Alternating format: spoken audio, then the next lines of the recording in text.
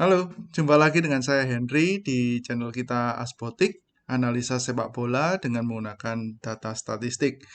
Kita akan membahas hari ini soal Manchester United yang lagi santer terus berada di pusat pembicaraan media.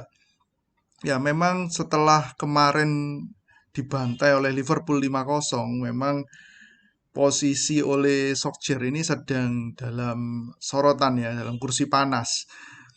Ya, video ini memang dipersiapkan sebelum pertandingan semalam, yaitu antara Manchester United eh, ketika melawan Tottenham Hotspur yang akhirnya dimenangi oleh MU.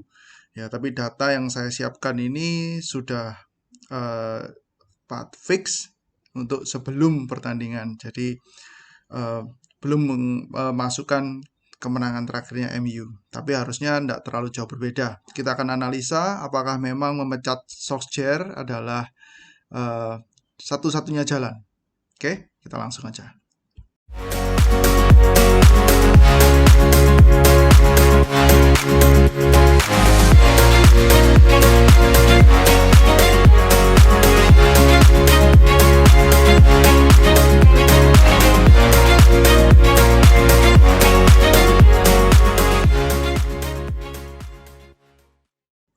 Oke, kita langsung saja kita lihat statistiknya Manchester United di musim ini. Ya, seperti biasa, kita lihat dulu dari segi serangannya, dari XG-nya. Ini kalau mau menilai pelatih, ini paling bagus, paling enak juga bisa dilihat dari XG sama XGA-nya, XGA. Yaitu adalah itu perannya pelatih dalam membuat skema serangan maupun skema pertahanan. Menurut saya banyak akan terlihat itu di faktor statistik ini di XG-nya. Nah, kalau XG-nya, faktor serangannya, kualitas serangannya, Manchester United itu nomor 5 sebetulnya di Liga Inggris. Ya, ini sekali lagi masih belum include dari pertandingan terakhir yang dimana Ole langsung mengubah formasinya menjadi 3-5-2 dan ternyata kemarin semalam bisa menang ya. Ini jadi belum include yang stats yang kemarin itu. Oke, tapi sebelum itu jadi MU peringkat 5 dengan 15,3 gol tapi bisa mencetak 16 gol. Jadi memang kalau dilihat dari sejak video kita juga yang pertama lalu, kita bisa lihat MU ini sebenarnya XG-nya nggak terlalu tinggi-tinggi banget, tapi golnya bisa banyak. Apa itu artinya? Berarti sebenarnya skemanya Ole itu hanya mampu menempatkan MU sampai peringkat 5. Tapi gol yang dicetak itu kebanyakan berasal dari individu pemain. Memang banyak kali diselamatkan musim ini MU ini oleh skill individu atau oleh gol-gol kejutan lah. Gol-gol kejutan dari Mason Greenwood dan Bruno Fernandes. Ya, jadi tapi tidak bisa terus-terusan mengandalkan gol-gol sulit dari pemain-pemain individu ya. Jadi harus pelatihnya sendiri menyiapkan skema yang paten. Ya, seperti biasa Liverpool, Manchester City tetap di atas, MU yang di peringkat 5 dengan 15,3, sedikit di atas Arsenal, sedikit di bawah Chelsea. Oke, tapi Chelsea jauh lebih klinikal. Chelsea pemain individualnya luar biasa memang tahun ini. Ya, sedangkan Arsenal justru pemain individunya bermain di bawah ekspektasi. Oke, MU sedikit di atas rata-rata, di atas ekspektasi, tapi sebenarnya XG 15,3 ini sudah stuck cukup lama. Ya, jadi beberapa pertandingan terakhir penambahan XG-nya kualitasnya nggak banyak.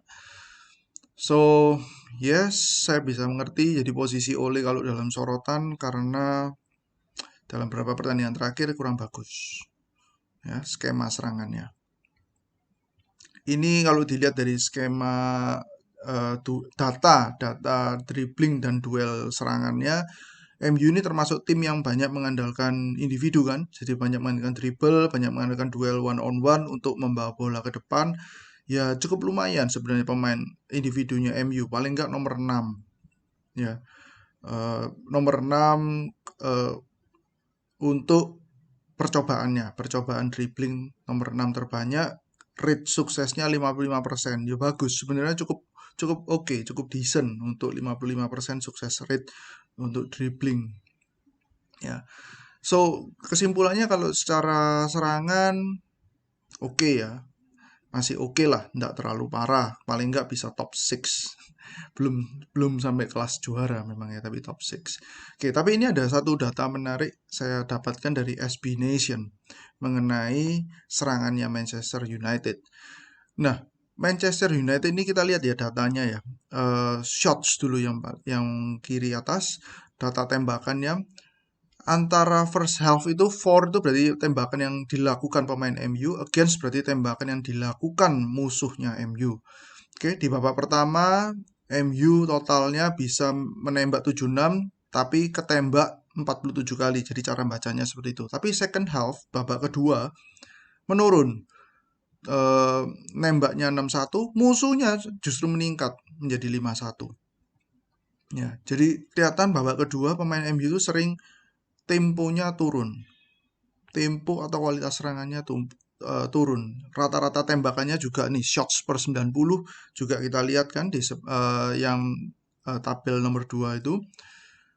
Babak pertama rata-rata bisa menembak 19 kali, ketembaknya 11,75. Babak kedua merosot langsung 15,25 menembaknya, musuhnya meningkat jadi 12,75.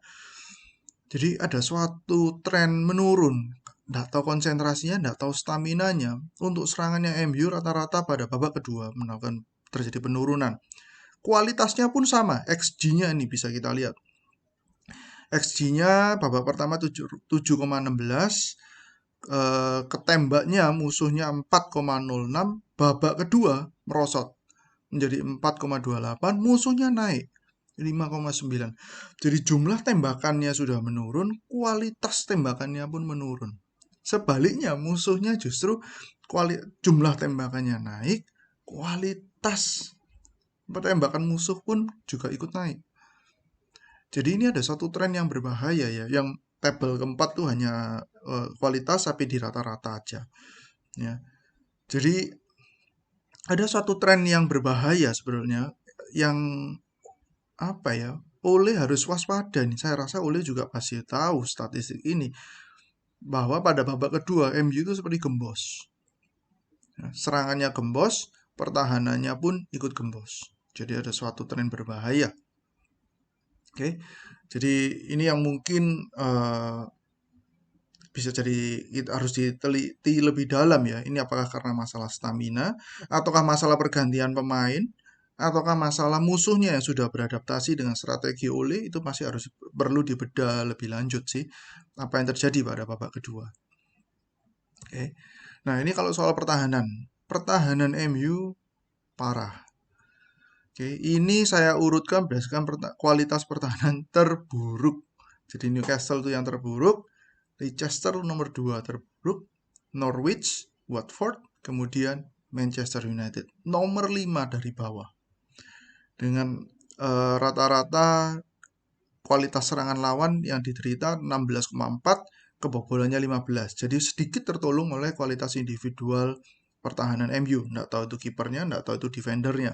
Tapi kalau dugaan saya memang harus perlu diteliti lebih lanjut sih. Tapi kalau dugaan sementara, De Gea memang musim ini bermain cukup bagus. Beberapa kali melakukan penyelamatan yang krusial buat MU. Ya, jadi pertahanan ini sudah kelihatan sekali jelek. Ya, di era Ole ini jelek sekali pertahanannya Manchester United. Nah, ini tadi kita juga lihat jumlah tembakannya lawan pun Manchester United nomor 10 paling sedikit kena tembakan ya. Tapi ya itu nomor 10 ya menengah lah, agak menengah bawah sebetulnya ya. Tapi kualitas tembakannya lawan cukup berbahaya, 11,3 rata-rata. Oh sorry, 11,3 itu jumlah tembakannya. Tadi rata-rata tertembaknya adalah 0,137 ya, termasuk tinggi. Bahkan rata-rata kualitas tembakannya itu lebih buruk daripada rata-rata kualitas tembakan yang diderita oleh Newcastle loh. 0,137. Wow. bahkan lebih jelek daripada Newcastle dan Norwich City yang peringkat 19 dan peringkat 20. Wow. Ya. Wow. Oke, jadi pertahanan parah pol. Jadi apakah ini berarti 100% kesalahan Ole? Ya, ada sih kesalahan Ole, tapi saya tidak yakin 100%. Ini saya menemukan juga suatu stats yang unik ya. Ini juga tentang aerial duels, duel-duel udara. MU adalah tim yang paling sedikit melakukan duel udara. 241 kali. Paling sedikit, percentage suksesnya 48%, ya oke lah. Tapi percobaan duelnya sangat sedikit. Memang bisa ya, bisa di apa ya, bisa ada plot twistnya memang bahwa duel udaranya sedikit karena MU maupun musuhnya bermain banyak di bola ground. Ya, tapi gini loh. Saya ngelihatnya sih Manchester City adalah salah satu tim yang banyak mengandalkan bola ground. Itu aja duel udaranya masih lebih banyak, 254. Ya kan? Itu padahal duel udara atau possession footballnya paling tinggi. Itu masih sundulannya lebih banyak. Duelnya lah paling tidak masih lebih banyak daripada Manchester United. Jadi saya curiga ada suatu attitude yang nggak beres juga dari individual pemain United ini dalam urusan pertahanan. Jadi tidak hanya skema pertahanannya yang buruk, tapi attitude pertahanan, attitude pemainnya dalam melakukan pertahanan ini ada yang nggak beres. Ya, karena untuk ngajak duel udara aja kayak nggak nggak rajin gitu loh. Ya. Kemudian ini saya ada dapat satu statistik menarik juga. Ini saya dapat dari WhoScored. Ya, ini adalah tentang mappingnya tackling seluruh pemain di Liga Inggris yang melakukan tackling 30 kali atau lebih. Nah, yang dari atas ke bawah, aksisnya itu adalah tackle completion rate. Jadi maksudnya adalah tackle mana yang sukses dilakukan. Ya, sukses dilakukan itu berarti waktu men-tackling bolanya itu berhasil direbut atau mungkin terebut oleh timnya sendiri. Jadi bukan, pokoknya possession bolanya itu sudah terebut kembali ke tim lawan lah gitu. Jadi kan bisa di tackling tapi ada timnya lawan berhasil mendapatkan bolanya. Jadi itu tidak terhitung tackling completed. Tapi kalau tackling completed waktu dia melakukan tackling, pemain yang melakukan tackling itu berhasil mendapatkan bola atau timnya yang mendapatkan bola. Ya. Kalau bolanya out dan possession bolanya ke tim yang asalnya menguasai bola itu tidak dihitung juga tackle completed ya. Jadi pokoknya tackle completed itu possession bolanya berpindah ke tim yang melakukan tackling. Nah, kalau yang axis yang mendatar itu adalah tackle win rate dari tackle yang clean tadi yang dihitung komplit berapa kali sih ada melakukan kemenangan gitu loh ya. Nah, oke, jadi cara membacanya ini seperti apa? Nah, seringkali kalau melihat statistiknya ya, sekilas itu Pogba terlihat adalah, wah ini tackling rate-nya sangat tinggi. Ya, jadi kalau dilihat Pogba itu ada yang di sebelah kanan bawah, Pogba itu tinggi sekali percentage berhasilnya, 75%, hampir 75%. Oke, tapi ada sesuatu yang unik. Pogba kalau tidak dari aksisnya yang naik turun, jadi antara percobaan dia dengan yang komplit itu rendah sekali. Alias apa? Alias Pogba ini jarang melakukan percobaan tackling. Jarang sekali. Ya.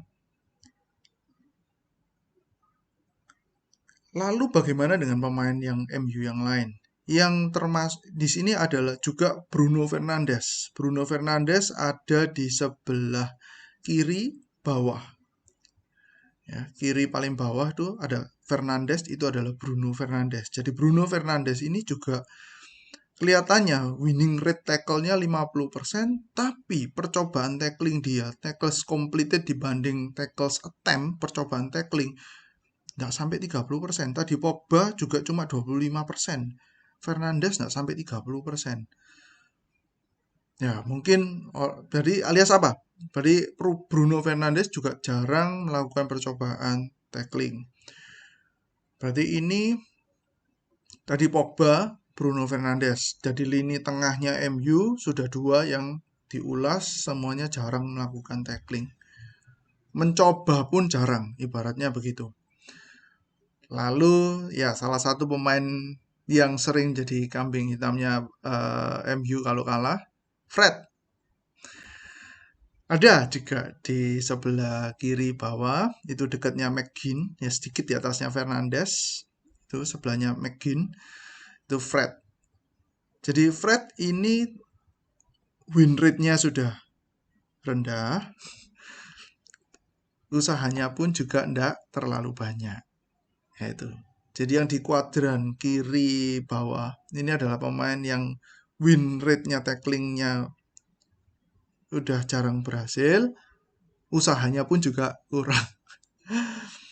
Kalau Pogba tadi kan masih sering berhasil, sering menang, tapi usahanya kurang. Kalau yang di kiri bawah, Fred maupun Fernandes, berhasilnya jarang, usaha juga jarang. Parah kan? Jadi ada suatu, ya sorry to say ya, menurut saya kayak malas gitu loh. Pemain terutama yang pivot-pivotnya MU, yang tengah semua itu kan Pogba, Fred, Bruno Fernandes, ada satu lagi sih, McTominay. Di mana McTominay? Ternyata McTominay bahkan untuk masuk di list ini aja nggak masuk. Karena apa? Dia mencoba tackling 30 kali aja nggak sampai. Percobaan tackling dia 30 kali aja nggak sampai. Jadi wis nggak masuk hitungan lah ibaratnya gitu malahan. Betapa parahnya pemain tengah MU dalam melakukan pertahanan. Menurut saya malas. Menurut saya malas. Ya nggak tahu malas. Ya menurut saya sih malas ya. Saya kok nggak percaya kalau Ole nggak menyuruh untuk melakukan tekanan atau tackling. Tapi menurut saya malas. Jadi lini tengahnya MU ini bermasalah sekali dalam urusan pertahanan. Diperparah lagi, ini zaman sekarang pressing itu penting sekali. Pemain depan juga harus melakukan pressing ketika kehilangan bola. Supaya lawan bisa salah passing, bola cepat terebut di area-area yang berbahaya. Parahnya, pemain MU, forwardnya MU, itu Cristiano Ronaldo adalah forward yang paling jarang melakukan pressing. 2,7 per pertandingan. Parah sekali. Jadi pemain tengahnya tadi sudah malas melakukan tackling, pemain depannya pun tidak melakukan pressing. Mason Greenwood masih sedikit agak mending, tapi juga masuk di papan bawah. Ya kan? Yang bagus melakukan pressing forwardnya MU hanya Edinson Cavani. Ya, memang Cavani-nya masih belum masuk di list ini, tapi saya lihat di statistik tahun lalu, ya karena tahun ini dia tergeser oleh Ronaldo ya. Tahun lalu dia salah satu forward yang paling rajin dalam melakukan pressing. Tapi isunya adalah, nah inilah kompleksnya Manchester United tahun ini. Apakah mungkin, katakanlah Ole ini sudah tahu ya masalah ini. Kemudian dia ingin melakukan pressing. Loh, oh betul loh ya, walaupun memang klub yang melakukan pressing ketat itu belum tentu memenangkan pertandingan memang. Tapi coba dipikir seperti ini dulu deh, kita sedikit minggir. Dua klub top utama saat ini adalah Manchester City dan Liverpool. Dua tim ini pressingnya paling rajin, paling ketat. Jadi pressing ini pasti ada sesuatu gitu loh. Karena yang dua tim yang melakukan pressing ini terbukti berhasil gitu loh. Berarti seharusnya juga sesuatu yang penting ya. Dan forwardnya City ada di papan atas, Gabriel Jesus. Paling rajin melakukan tekanan. Diogo Jota ya. Nomor 2 malah paling banyak melakukan pressing. Gitu loh. Luar biasa pemain. Muhammad Salah pun masih lebih banyak daripada Cristiano Ronaldo. Gitu loh. Ya jadi ya kembali lagi masalah di MU. Katakanlah Ole sudah tahu Ronaldo ini tidak bisa melakukan pressing. Ya mungkin wajar. Sebagai seorang striker umur 36 tahun, dia harus menghemat tenaga. Sedangkan pressing ini sangat menguras tenaga. Jadi dia mau menyimpan tenaga supaya sanggup berlari 90 menit fokus hanya pada serangan. Sebenarnya suatu yang wajar. Tapi sulitnya posisi Ole di MU adalah berani nggak dia mengganti Ronaldo. Katakanlah dia ingin timnya bermain pressing lebih kuat, lebih ketat, dia berani nggak mengganti Ronaldo dengan Cavani. Nggak mungkin. Jadi pelik sekali masalah di MU ini tidak hanya murni strategi, tapi juga ada unsur politiknya. Karena kalau ada Ronaldo, tidak mungkin Ronaldo diganti atau apalagi dicadangkan sejak awal, tidak mungkin. Itu bisa merusak disharmoni tim nanti. Jadi Ole ini kayak bingung juga. Sedangkan satu forward yang tidak melakukan pressing, akhirnya percuma pressing yang dilakukan oleh pemain lainnya percuma karena pasti akan ada satu dua orang dari lawan tidak ada yang pressing, bisa bola tinggal dioper ke sana sia-sia pressingnya teman-temannya yang lain. Nggak bisa. Pressing adalah suatu teamwork.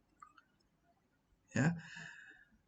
Oke, jadi saya rasa permasalahan Manchester United itu lebih dari sekedar strategi, lebih dari sekedar taktik, tapi juga ada attitude pemain dan juga ada politik di dalamnya. Oke, gimana menurut kalian? Coba komen ya di bawah. Menurut kalian apa sih permasalahan Manchester United? Ya, jangan lupa untuk like dan subscribe video ini di channel ini juga supaya mendukung keberlangsungan channel kita. Oke, sampai jumpa di video berikut lainnya. Salam.